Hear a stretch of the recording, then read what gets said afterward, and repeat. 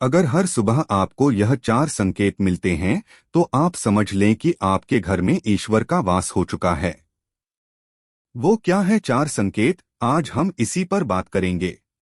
अगर आप भी चाहते हैं भगवान आपके घर में वास करें तो वीडियो को लाइक जरूर करें और चैनल को सब्सक्राइब कर कमेंट बॉक्स में जय श्री राम लिखकर प्रभु को अपना प्रेम जरूर भेजें। हमारे इस चैनल का उद्देश्य आपको सनातन धर्म से जुड़ी धार्मिक जानकारी पहुंचाना है। मित्रों, जब आप पूजा पाठ करते हैं तो ईश्वर का वास आपके घर में होता है, चाहे वो प्रत्यक्ष रूप से हो या फिर अप्रत्यक्ष रूप से। वो जब घर में वास करते हैं तो आपको महसूस हो ही जाता है। कई बार आप उन्हें देख भी पाते हैं। कई बार ऐसा होता है कि भगवान तो आपके घर में वास करते हैं, लेकिन आपके द्वारा की गई कुछ गलतियों की वजह से वो लौट जाते हैं, आपके कुछ कर्मों से वो लौट जाते हैं। क्योंकि कुछ लोग अपनी मनोकामना के लिए पूजा पाठ तो करते हैं, लेकिन जब उनकी मनोकामना पूर्ण नहीं होती तो फिर से पूजा पाठ करना छोड़ देते हैं और फिर कुछ दिन बाद वापस पूजा पाठ शुरू कर देते हैं। मित्रों, तो ये सब सही नहीं होता। इससे ईश्वर घर से चले जाते हैं, ये आपको कभी नहीं करना चाहिए। बहुत से लोग ऐसे भी होते हैं जिनके घर में ईश्वर तो वास करते हैं, लेकिन उन्हें स्वयं इस बात का पता नहीं होता और वो स्वयं उनका अपमान करके उन्हें वापस भेज देते हैं, ये कहकर कि मैं ईश्वर की पूजा तो रोज करता हूँ, लेकिन तब भी ईश्वर मुझे क्यों नहीं दिखते। तो आपके ये सब कृत्य आपके ईश्वर को रुष्ट कर देते हैं। तो इसलिए आपको आज हम वो 4 संकेत इस वीडियो में विस्तार से बताएंगे जिससे आप स्वयं जान पाएंगे कि ईश्वर आपके घर में आ चुके हैं।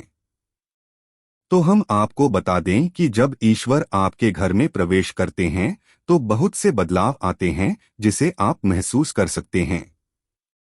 उदाहरण के लिए हम आपको बता दें कि मान लीजिए कि आप पहले 10,000 रुपये कमाते थे, आपकी मंथली सैलरी इतनी थी और उसमें भी आप कर्ज में दबे जाते थे। कुछ बचाना तो दूर की बात है। अब इस समय भी आप 10,000 रुपये कमा रहे हैं, लेकिन फर्क अब यह है कि अब आपके ऊपर कोई कर्जा नहीं है और उस 10,000 में सब खर्च करके अब बचा भी पा रहे हैं। तो इसका साफ मतलब है कि अब आपके घर में बरकत आ गई है, ईश्वर की कृपा आप पर हो गई है। जिस भोजन के आटे को 3 लोग खाते थे, अब उसी में इतनी बरकत हो गई है कि उसी भोजन के आटे में 5 लोग खा रहे हैं। तो यह सब चीजें आप महसूस कर सकते हैं, जिसके बाद यह स्पष्ट हो जाता है कि ईश्वर आपके घर में वास कर चुके हैं। जब भगवान आपके घर में आते हैं तो प्रत्यक्ष या अप्रत्यक्ष रूप से आते हैं और आपको आपकी पूजा का फल प्रदान करते हैं। अब फल कैसे देते हैं? यह जरूरी नहीं कि वह आपकी सभी इच्छाओं को पूर्ण कर देंगे। वह आपको शक्ति प्रदान करते हैं, आपको आपके दुखों से लड़ने के लिए। आपके जीवन में सुख दुख सभी आपके कर्मों के आधार पर आते हैं, लेकिन जो दुख है उसे सहन करने की शक्ति को ईश्वर देते हैं। मान ले आपका एक्सीडेंट होने वाला था, लेकिन आपको एक छोटी सी खरोंच लग जाती है और वह घटना वहीं पर रुक जाती है। छोटी सी खरोंच हो, इसका सही अर्थ यह है कि ईश्वर आपके साथ है, आपकी रक्षा कर रहे हैं। ठीक उसी प्रकार आप बहुत बड़े कष्ट से आप जूझ सकते थे, लेकिन वह आपको नहीं हुआ, या आपका पड़ोसी दुख कष्ट में है लेकिन आप उससे बचे हुए हैं, आपके जीवन में वो नहीं है, जिसका अर्थ ये है कि ईश्वर आपके घर में है, आपका पर कृपा कर रहे हैं। तो इन सब चीजों से आप ये महसूस कर सकते हैं कि ईश्वर आपके घर में है, जिस पर आपको यकीन करना होगा।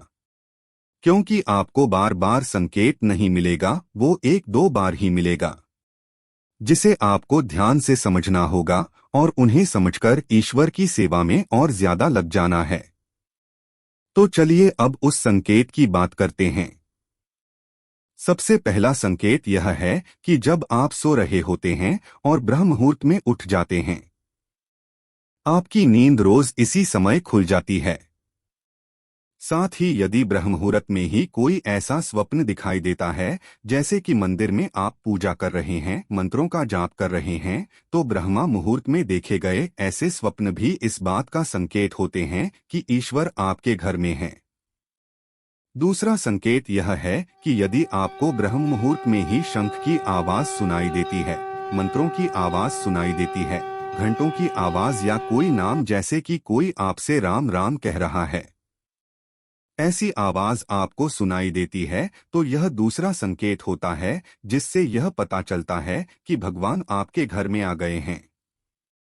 तीसरा सबसे जरूरी संकेत यह है कि जब भी आप सुबह सुबह नहा धोकर तैयार होते हैं, तब आपको एक अलग सी सुगंध आती है। ये एक अजीब सी सुगंध होती है जो आपके घर में किसी को नहीं आती, केवल आपका ही ये महसूस होती है। ये ना तो किसी इत्र की सुगंध होती है, ना ही अन्य किसी अगरबत्ती की, बस आपको यह अजीब सी महक आती है। यह सुगंध आपके मंदिर घर में से आती है। अब वह घर में जिस जगह होगा वहीं आपको यह महक आती है, और जितना आप अपने घर के मंदिर के पास जाते हैं उतनी आपको महक आती है। यह महक देवी देवताओं की होती है, जिससे यह आपको पता चलता है कि ईश्वर आपके घर में वास कर चुके हैं। अब जो नकारात्मक ऊर्जा होती है, जब इनका घर में आगमन होता है तो आपको घर के भीतर दुर्गंध आने लगती है, लेकिन जब ईश्वर का वास होता है, सकारात्मक ऊर्जा का प्रवेश होता है, तो आपको सुगंध आने लगती है। ये महत्व बहुत ही अच्छी होती है, प्यारी सी होती है, मीठी सी होती है, जो आपका मन पूरी तरह मोह लेती है। चौथा सबसे बड़ा संकेत, जब भी आप पूजा करने जाते हैं तब उसी समय यदि कोई जीव यानी कि कुछ बिल्ली, गाय या फिर अन्य कोई भी व्यक्ति भिक्षु आपके द्वार पर आ जाता है और ये आपके साथ हफ्ते में 3-4 बार लगातार हो रहा है, वह आपके पूजा के समय में ही वो आ रहे हैं, तो इसका मतलब है कि ईश्वर आपके घर में दस्तक दे रहे हैं, उनका आगमन हो रहा है। क्योंकि जो गाय होती है वो भी माता का स्वरूप होती है, कुत्ता भी भैरव बाबा का प्रतीक माना जाता है, या फिर कोई याचक आता है तो वो भी ईश्वर के किसी न किसी रूप में आ रहा है, तो हमें कभी भी उन्हें भगाना नहीं चाहिए, बल्कि उन्हें संतुष्ट करना चाहिए, अर्थात उन्हें भोजन करवाना चाहिए, उन्हें सम्मान देना चाहिए। पैसे का या अन्य किसी चीज का दान करना अलग बात है, लेकिन सबसे बड़ा दान भोजन का, पानी का माना जाता है। हमारे द्वार पर आए किसी भी जीव को तृप्त करके भेजना चाहिए, उन्हें भोजन करवाना चाहिए। पानी देना सबसे बड़ी पुण्य की बात होती है। इन जीवों को या फिर याचकों को हमेशा संतुष्ट करना चाहिए। यह ध्यान देना कि जब आप बाहर किसी गाय को जाकर भोजन करवाते हैं, रोटी खिलाते हैं, तो बेशक वो बहुत सारी गाय हों, उन्हें भोजन करवाना अच्छी बात है, आपको उन्हें कराना चाहिए। लेकिन यदि कोई एक गाय भी आपके द्वार पर आती है और उसे आप अपने घर से भोजन खिलाकर भेजें, तो ये सभी गायों के खिलाने के बदले उस एक गाय को खिलाना सबसे बड़ा पुण्य होता है, क्योंकि आपने उस एक गाय को तृप्त कर दिया। उस एक गाय को तृप्त करना बहुत अहम होता है, इसलिए आपके द्वार पर किसी को भी इस तरह तृप्त करना बहुत पुण्य की बात है, क्योंकि वो तृप्त प्राणी आपको भीतर से सच्ची दुआएं देता है और वो दुआ बहुत प्रभावी होती है। तो बस आपको इन 4 संकेतों पर ध्यान देना है और पूजा पाठ मन से करना है, ताकि ईश्वर सदैव आपके साथ आपके घर में वास कर सके। अगर आपको ऐसी सारी जानकारियां पसंद आती हैं तो इस वीडियो को लाइक कर धार्मिक शांति मार्ग चैनल को सब्सक्राइब जरूर करें। धन्यवाद। जय श्री राम।